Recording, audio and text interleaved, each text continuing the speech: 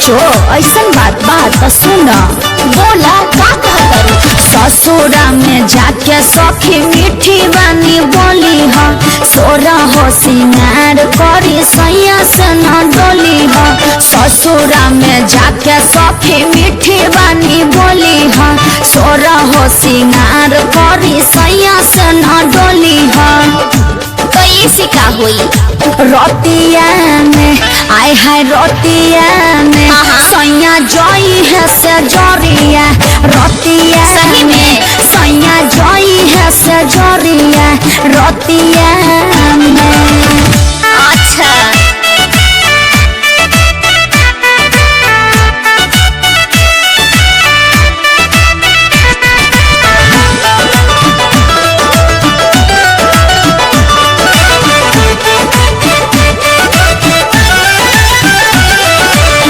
बना के पहिले लड़ाइले रहे नैना कैसे बताई।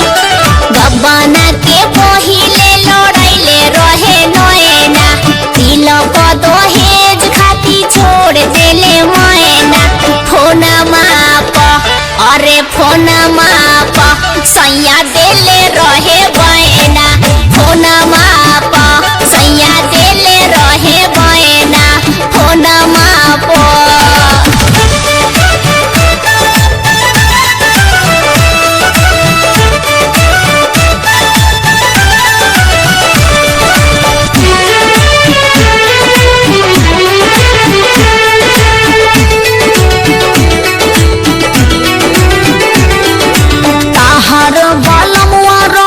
दूसरे के फेर में एकदम सही कहतरू।